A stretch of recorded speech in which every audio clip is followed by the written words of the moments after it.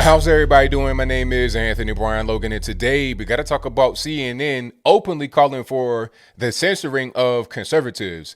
Not just the extreme people or the crazy people, just conservatives in general. All right. Now, there's a lot I want to say about this. There's a lot of reasons why this is happening. But before I go down that rabbit hole, let's roll the clip. In this clip, you'll see a commentator on CNN live on camera talking about the outright censoring of conservative voices online, especially. After we get done watching that, I'll talk about what he said. Then I'll give you my 2 cents, my deep, detailed analysis, and then I'll wrap it on up with a nice bow on top. So without further ado, let's go ahead and roll it. Now we're talking about domestic audience in the United States. And the challenge is going to be partially that, ISIS did not have a domestic constituency in the United States Congress. But there is over half of the Republicans in Congress voted to overturn the election. And there will be a continual political pressure on the companies to not take it seriously. So I think first you have to focus on those violent extremists, and those companies have to be brave in that way. And second, we have to turn down the capability of these conservative influencers to reach these huge audiences. There are people on YouTube, for example, that have a larger audience than daytime CNN. And they are extremely radical and pushing extremely radical views. And so it's up to the Facebooks and YouTubes in particular to think about whether or not they want to be effectively cable networks for disinformation. And then we're going to have to figure out the OANN and Newsmax problem, that these companies have freedom of speech, but I'm not sure we need Verizon, AT&T, Comcast, and such to be bringing them into tens of millions of homes. This is, allowing people to seek out information if they really want to, but not pushing it into their faces, I think is where we're going to have to go here. All right, so you saw that, you heard that. Now, that was plain as day, okay? I don't want to hear anything from anybody about, you conservatives, you snowflakes, you're crying, nobody's trying to censor you, nobody's trying to silence your voice, you're just extreme, you're just crazy, all this and that and the third. We know, those of us that are online, we know there's a specific anti-conservative bias on the internets, on television, everywhere. It's a specific anti-conservative bias that comes from the liberal mainstream media, like a CNN, CNBC, MS-13, DNC, even from Fox News to a certain extent, but definitely on a place like CNN, and definitely from big tech. We know this to be true. Okay, how many of my friends, people that I know that I could call on the phone right now with big conservative channels had been censored on Facebook? My channel, a lot of guys' channel, I won't say anybody's name, but you guys know what I'm talking about. A lot of guys and girls' channels just outright censored, people getting shadow banned, all that stuff. Now, YouTube is kind of like, you got the last of the Mohicans on YouTube and Twitter to a certain extent, but that's starting to become kind of dodgy as well. All right. But we know there's an anti-conservative bias. Nobody can sit here and tell me that I'm making it up or I'm just being some kind of way paranoid. Okay. The guy's on television talking about it. And when he said the whole thing about, there are some channels, some conservative influencers on YouTube that have more views than daytime CNN. He's talking about Mark Dice, because I know Mark Dice did a video about getting more views at a certain point than CNN. So he's talking about just regular guys like me in their house, in the kitchen, the bedroom, whatever, getting on the camera, webcam, whatever it is, talking about the news. He's talking about regular, everyday Joes. All right. That's who he was referring to. All right. And then my thing is, okay, if you're against the conservative influencers, how about the liberal influencers? There's plenty of those guys. Okay, you could go on TikTok right now, find all kind of propaganda about how bad conservatives are and how racist and sexist and intolerant and hateful we are. You see all of that all over TikTok, which is owned by the Chinese Communist Party.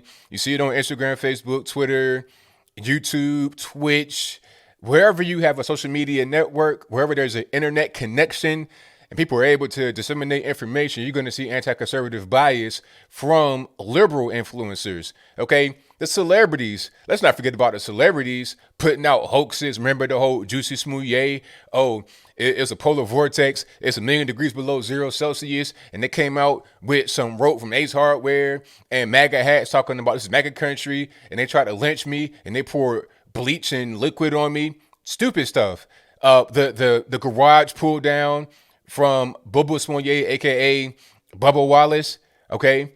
It's all kind of hoaxes against conservative people. It's all kind of anti-conservative bias. You got podcasts, television shows, movies, music, you name it. That's all against us. But the liberal people that influence in a variety of ways, just from your regular normie in front of their webcam on YouTubes, all the way to your big time celebrities, presidents of other nations, they get totally ignored, and it's fine because why? They help to advance a narrative of a CNN, of a MS-13 DNC, of any of these other mainstream liberal media stations, and also of the liberal Democrats in power, people that are in, U.S. government, also in local government. It's okay for them to have their influencers because they help them. This is why the whole Capitol riot was so dumb. If you're trying to actually succeed and gain more favor and, take away a lot of the market share from the mainstream media, that whole thing, it went in a totally different direction.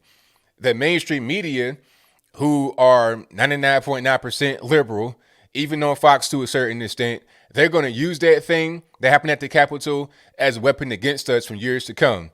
Okay, the whole thing in Charlottesville was nowhere near as bad on a scale or of significance and relevance time-wise to the Capitol thing, but they use it every day as well. And that was 4 years ago. This whole Capitol thing is going to be used for a very long time against us as regular normie conservatives that don't even get online. They're not even involved with the political process aside from voting every 4 years, not even in the midterms. It'll be used against them. It'll be used against us that are on YouTube and everybody else. Okay. They spoke about OAN, Newsmax, all of that. So not only are you trying to come for just people on YouTube, but also whole media networks. All right. And once you have a lot of these third party companies that help to supply services to OAN and Newsmax, to me, to you, everybody else, they're going to attack them.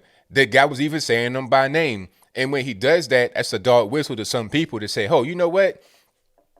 If I don't like conservative influencers, what I'm going to do is attack the people that help them stay online, their sponsors, their, what we would say, collaborators, their co-conspirators.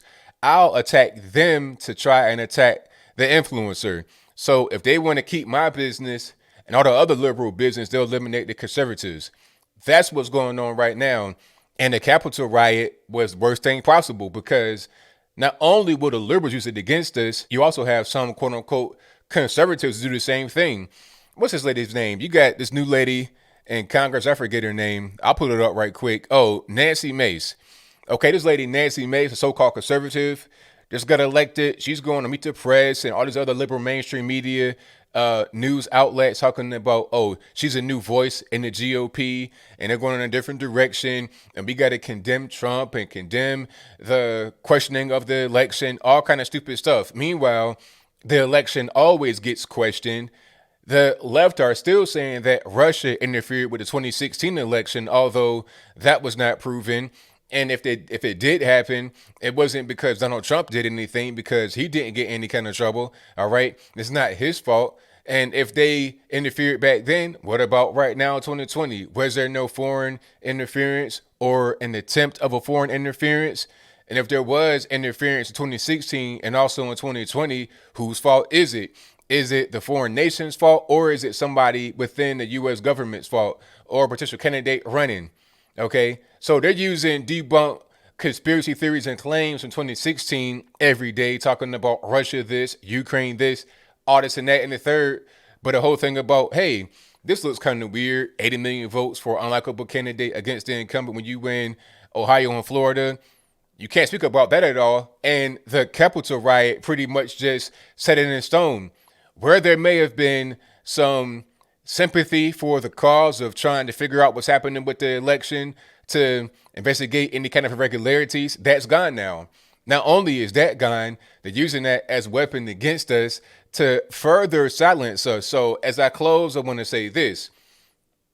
If the objective of the Capitol incident was to reduce conservative censorship, if it was to get more attention on the election and figure out any kind of irregularities, well, you did the exact opposite.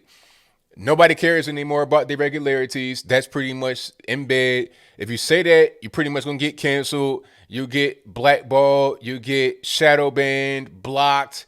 You might even go to the penitentiary. Also, nobody is looking at the cause of censorship as a really big thing. Some of us are, but it's not as big as it was. Now you got guys that feel emboldened to go on television and say, censor people on YouTube that are conservative influencers. All right. The liberal guys, no big deal because they're on our side. All right. Not only the influencers, but also media networks that aren't part of the mainstream thing. All right. This is kind of like espionage, or I'm not sure what the word is, but this is a way to interfere with other businesses. All right. If I were a liberal with half a brain and I was a criminal or some kind of just bad person, I would go out there and do what the guy on CNN did. Take advantage of the moment. All right. Well, we got an issue with the conservative influencers taking a lot of money away from us. They're gaining traction and they're changing hearts and changing minds. So what I'm going to do is right during this time, sensitive time, transition to power, Capitol riot, I'm going to say censor all of them. So we're the only voices. So we're the dominant voices. That is the battle we were trying to fight, is to get more of a voice on mainstream media, to have our own mainstream media, to be seen more as conservative influencers on the internets.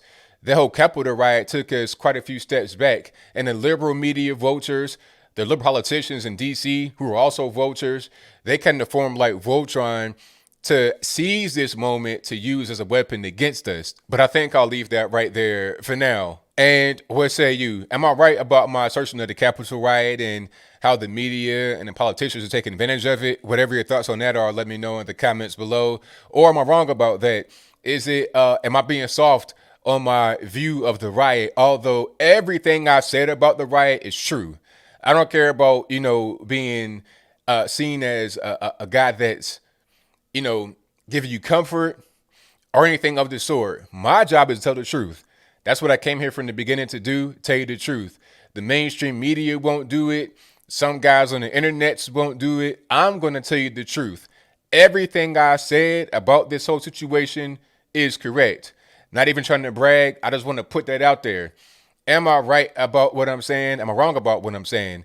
If you think that I'm wrong, give me some evidence in the comments that point to an opposite thing being true, and I'd be open to read it. But you guys know where I'm at with it. I mean, this is what the leftists have been doing for a very long time. That guy on CNN just said the quiet part out loud, and he feels emboldened to do so because of the Capitol riot. That's just what it is. All right. So we got to stop doing things that don't make any sense. We got to take, strategic and purposeful steps, not just going out to the Capitol and having this mob mentality, brainless type activity. The left can do that with impunity because the media support their cause. They say that Black Lives Matter is great. So when they burn down cities and kill people, it's fine because Black Lives Matter. But when we have a riot where there's some carnage and destruction, nobody's going to be championing our cause. So who cares? And regardless of what, we got to stay on the right side. We know that rioting is wrong. We know that hurting people is wrong. Don't do it. Stay on the right side. Stay and, have the same belief. If you believe that the BLM riot is wrong, so is the Capitol, because it's the exact same thing. As I close for real this time, because BLM, they got their own personal convictions. They feel like police brutality and all these things about black folks and how they're being treated is bad. So then they go out there and they tear stuff down because they feel like they have righteous indignation. And we feel the exact same way. Not me, but those that are out there at the Capitol riot.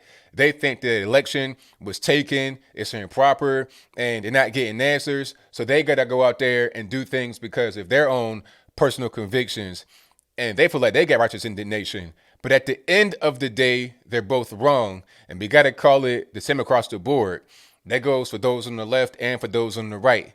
And if we don't do things correctly, we're going to get punished as a result. And you're seeing it happening right now with all the ramping up of censorship and the destruction of confidence in the Republican Party from a lot of people. But whatever your thoughts are, please let me know in the comments below. And that's all I got to say for this video. If you like what you heard, please comment, rate, share, and subscribe.